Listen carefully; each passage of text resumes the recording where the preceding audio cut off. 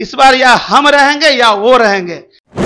तो मैं खुद AK-47 लेके SLR लेके मैं जो है वो आपको बॉर्डर पे जाऊंगा और अगर उनकी गोली कामयाब होगी, अगर उनको मारना होगा तो मेरे सीने पे मारेंगे। इस आतंकवादी को पनाह कौन दे रहा है? आप देख लो, पाकिस्तान दे रहा है। उनको खत्म करेंगे और इस बार उन लोग को नस्तो नाबूद कर देंगे। आप लोग देखना।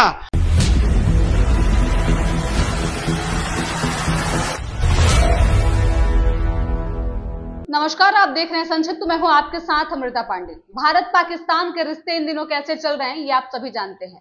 पहले 22 तारीख को पहलगाम में हमले होते हैं आतंकी, और उसके बाद जो है वो ऑपरेशन सिंदूर को अंजाम दिया गया। अब धीरे धीरे स्थितियां युद्ध की तरफ बढ़ रही हैं। एक एक करके बात करेंगे। हमारे साथ शशि भूषण जी हैं। क्या लगता है, युद्ध की स्थिति जिस तरीके से भारत और पाकिस्तान के बीच बन रही है, ये आगे इसको कैसे देखते हैं?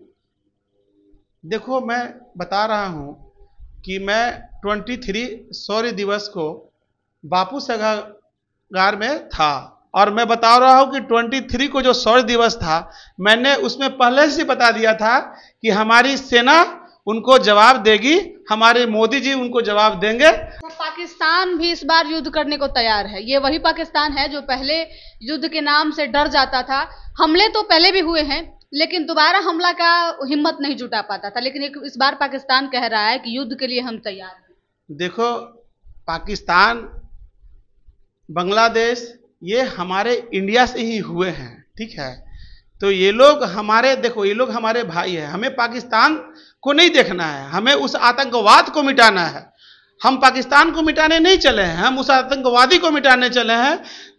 इस आतंकवादी को पनाह कौन दे रहा है? आप देख लो, पाकिस्तान दे रहा है।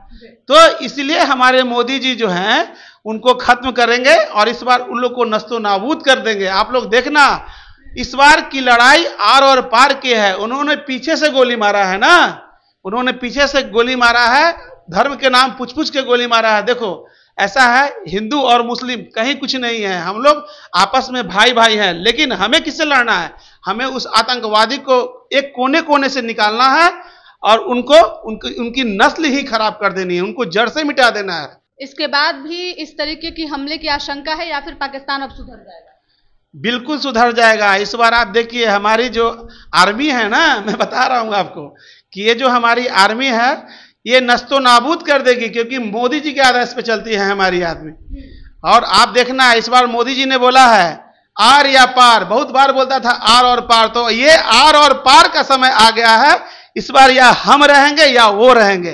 कहने का अर्थ है कि अगर मोदी जी इस बीमार परिस्थिति में भी मुझे भेजना चाहेंगे तो मैं खुद AK-47 लेके SLR लेके मैं जो है वो आपको बॉर्डर पे जाऊंगा और अगर उनकी गोली कामयाब होगी, अगर उनको मारना होगा तो मेरे सीने पे मारेंगे, पीछे नहीं मारेंगे।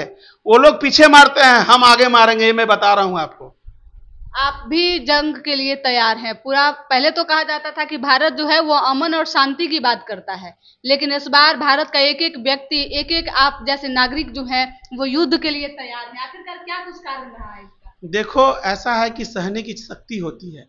हर इंसान, हिंदू हो, मुसलमान हो, सिख हो, ईसाई हो, हम लोग सभी आपस में भाई भाई हैं। हम लोग सभी आपस में भाई भाई हैं। कहने का अर्थ ये है हुआ आपका कि हम लोग भाई भाई हुए हैं, तो भाई भाई हैं।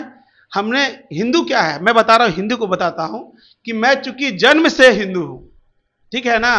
तो जन्म से हिंदू हूँ, इसका मतलब ये नहीं है ना कि कोई हमारे सीने में आए और गोली मार दे। हमारी पहचान हिंदू है।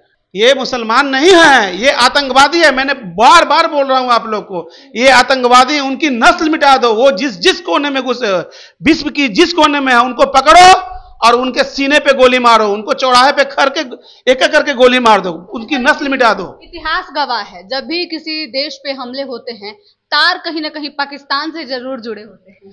देखो, ऐसा है कि वो पाकिस्तान जो है हमारा ही परिवार है। कहने का अर्थ है कि हमसे ही बटा है, बांग्लादेश हमसे ही बटा है। इस बार आर और पार की लड़ाई देखो, इस बार हमारे मोदी जी ही हैं। मोदी जी का मतलब 56 इंच समझ रही हो ना आप, तो आप इस बार 56 इंच नाप लेना उनका। इस बार पूरा पाकिस्तान उसमें आ जाएगा।